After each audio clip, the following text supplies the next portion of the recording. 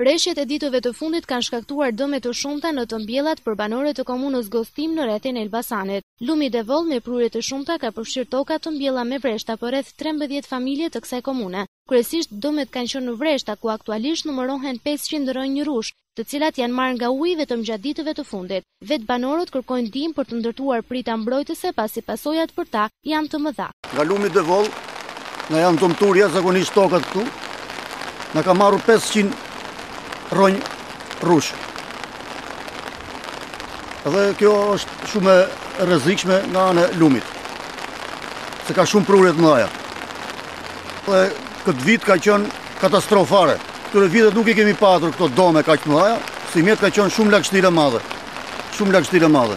Edhe po dëmtohemi jashtëzakonisht nga gryerjet e Lumit të Devoll. Jemi rreth tek 17-20 familje që na kanë dëmtuar. Kemi miell ullinj, kemi miell kajsi, kemi miell rush, edhe zarzavate, dhe jemi shumë keq me këto. Komuna na është përgjigjur që me qëndrimin e shirave do të na përgjigjet, ka një fond për një prit atje, po tani presim edhe kohën që na vazhdojmë atë eliminimin e gryerjes Lumit të Devoll. Kryetari i komunës Gostim, zoti Shamil Boja, nisur nga dëmet e shkaktuara, thotë se shifrat janë shqetësuese, por pa dhënë ndonjë zgjidhje konkrete për banorët e dëmtuar nga gryerja e vazhdueshme e tokave. Shirat e shumta rënë ditët e fundit na kanë krijuar, ne si komunë kanë krijuar probleme në pjesën poshtë urës Lumit të Devoll, ku rreth 17 fermerë kanë humbur një pjesë të konsiderueshme të tokës bujqësore pranë të tyre, e cila është ndarë me ligjin 7501.